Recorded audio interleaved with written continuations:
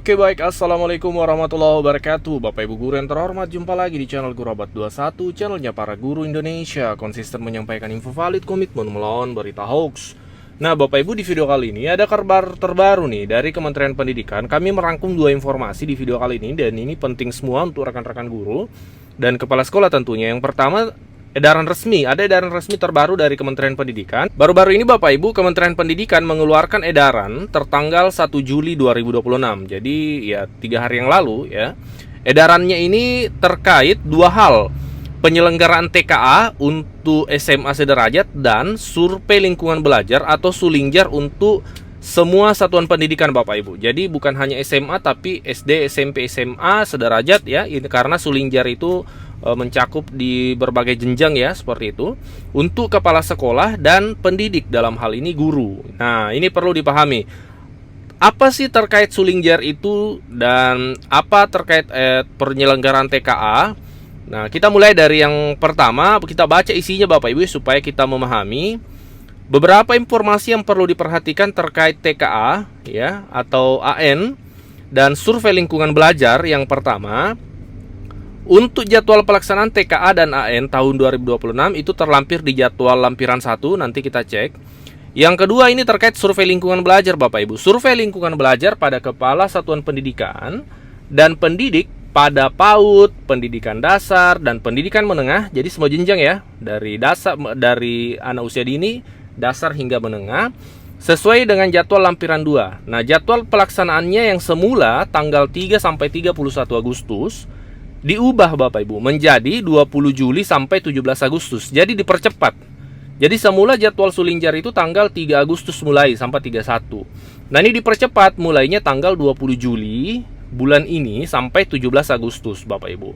Perubahan ini dilakukan untuk mempercepat rilis rapor pendidikan SD, MI sederajat dan MTS. Satuan pendidikan memperhatikan ketentuan sebagai berikut. 1. Menginformasikan dan memastikan data Dapodik dan Education Management System atau EMIS ya untuk madrasah. Untuk data kepala satuan pendidikan dan pendidik sudah terverifikasi dan tervalidasi. Melakukan perbaikan data di verbal pendidik dan tenaga kependidikan melalui verbal PTK oleh operator satuan pendidikan jika ada kesalahan data pada kepala satuan pendidikan dan pendidik di Dapodik atau EMIS. Yang berikutnya Bapak Ibu, memastikan proses verifikasi dan pemutakhiran itu diselenggarakan sebelum 30 Juni. Jadi 30 Juni ini harusnya sudah tuntas. Nah, operator tentu sudah menindaklanjuti.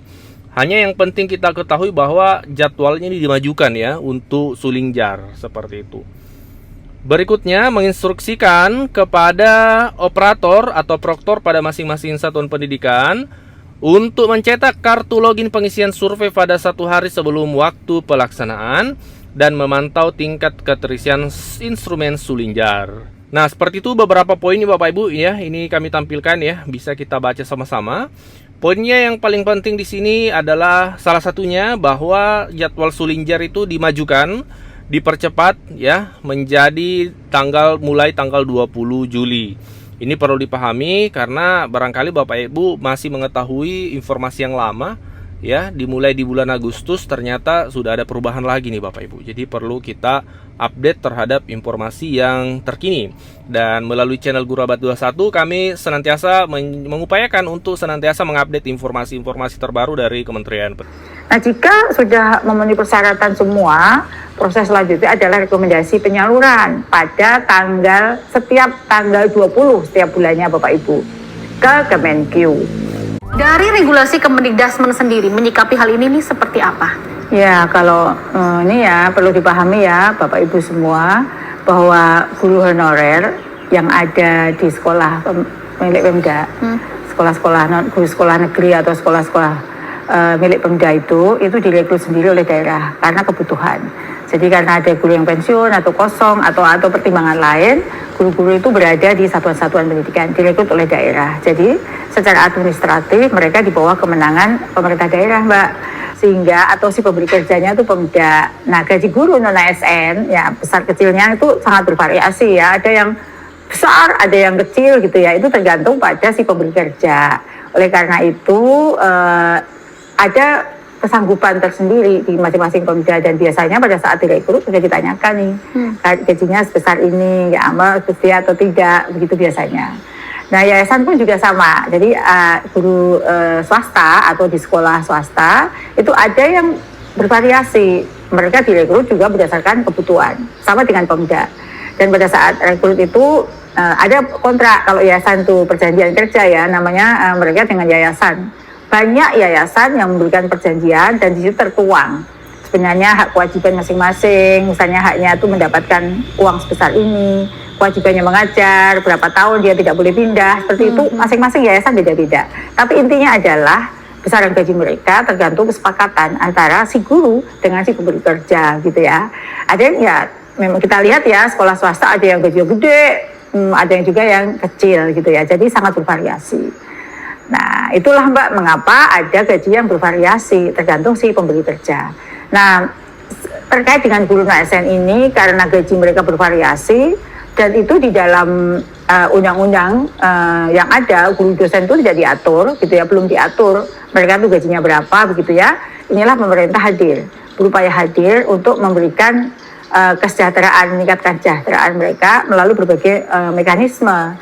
Seperti kami melakukan akselerasi bagi semua guru ikut PPG, supaya apa? Ada instrumen dari negara agar bisa menyentuh guru-guru ASN tersebut. Ya, salah satu instrumen yang diatur dalam undang-undang itu ya tadi pemberian tunjangan, dan besarannya tunjangannya pun itu untuk non ASN juga tidak diatur ya di dalam undang-undang yang sekarang ya, yang belum, yang mau direvisi. Itulah maka kita hadir dengan memberikan tunjangan 2 juta tadi, membantu meningkatkan kesejahteraan mereka. Itu bentuk komitmen negara terhadap guru-guru non ASN yang mengabdi untuk negeri, yang mengajar dengan status sebagai non ASN tadi.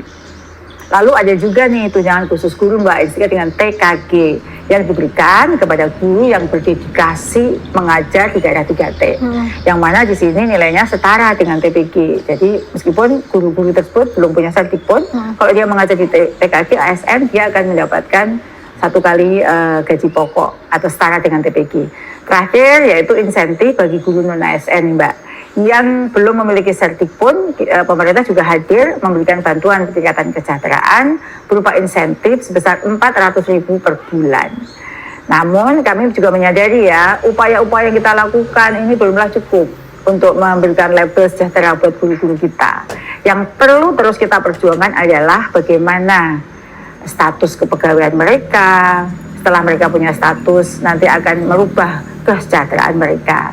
Oleh karena itu, Kemendikbudrismen mendorong kepada pemerintah daerah agar guru-guru tersebut segera diusulkan, diangkat, bukan hanya P3K ya, bagi yang muda-muda membuka peluang untuk menjadi PNS, agar kepastian karir mereka terjamin dan guru jadi lebih sejahtera. Sebelum lanjut, kami menyampaikan kabar baik bahwa telah rilis produk digital terbaru kami, yaitu 200 template PowerPoint siap pakai untuk guru.